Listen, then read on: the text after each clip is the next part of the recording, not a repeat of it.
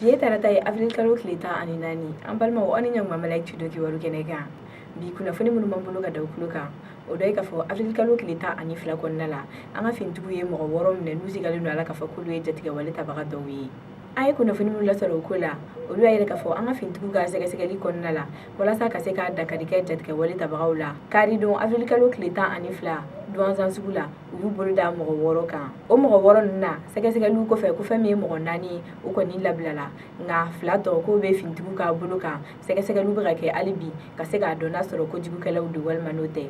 Kunnafoni wɛrɛ mana b'o kɔfɛ o bɛ lasaw ma wagati nataw la. Kojugukɛlaw kɛlɛli hukumu kɔnɔna la hali bi a yirala k'a fɔ avril kalo tile 13 an ka fintigiw ye binganiwale dɔ ɲɔni ka bɔ Pesoba BNDA kan. Kunnafoniw y'a yira k'a fɔ kunun tɛnɛ don avril kalo tile 13 5h30 wagati binganikɛla dɔw kɔni y'u ɲɛsin Pesoba BNDA ma. Pesoba ye dugu ye mun ni kucala cɛ bɛ taa kilomɛtiri 45 bɔ ɲɔgɔn la.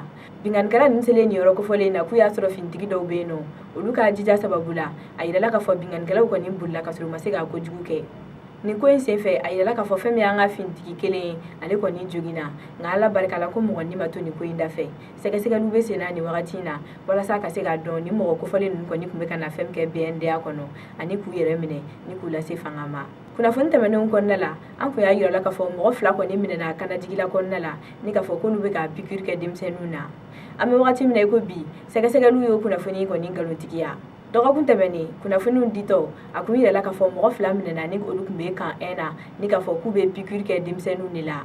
Nka bibi in na an ye kunnafoniw lasɔrɔ mun y'a yira k'a fɔ ni mɔgɔ kofɔlen ninnu kɔni ye vétérinaire de ye ko wa u tun tɛ ka piqûre kɛ denmisɛnnin na. Kunnafoni sera an ma muso dɔ de sababu la n'ale ye vétérinaire ka ɲɛmɔgɔ ye wa n'a ni ministre de la pêche et de l'élevage n'olu kɔni bolo bɛ ɲɔgɔn bolo baara hukumu kɔnɔna la. Muso in ka kuma la a y'a yira k'a fɔ cɛ 2 minnu minɛna ko vétérinaire de don ko wa u tun bɛ k'u ka baara de kɛ butikiw kɔnɔna la n'o ye sɛgɛsɛgɛli ye.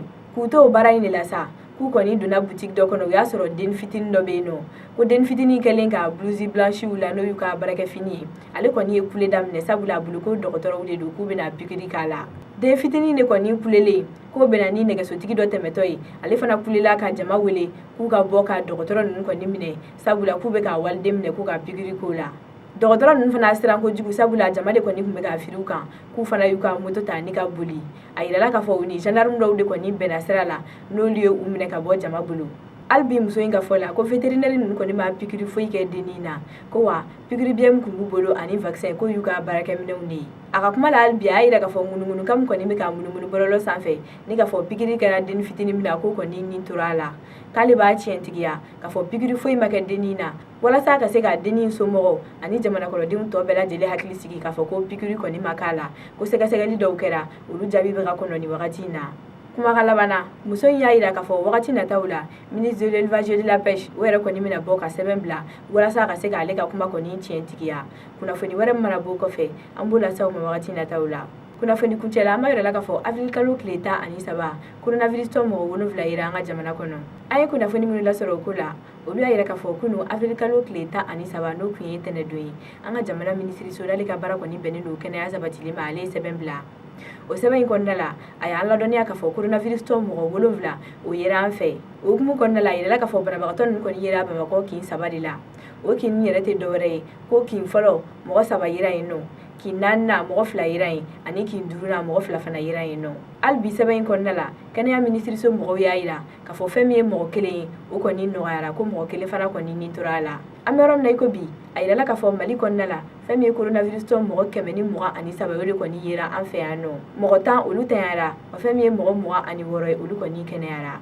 An balimaw ni kunnafoni de bɛ dansigi kɛ an ka bi don kibaru la an bɛ dugawu kɛ fɛn min ye ni banajugu ye Ala k'an bɛɛ lajɛlen kisi a ma mɔgɔ minnu man kɛnɛ ni wagati in na Ala ka lafiya d'u ma aw ni ce aw ka kulomajɔ la aw k'an bɛn a ɲɔgɔnna wɛrɛ ma.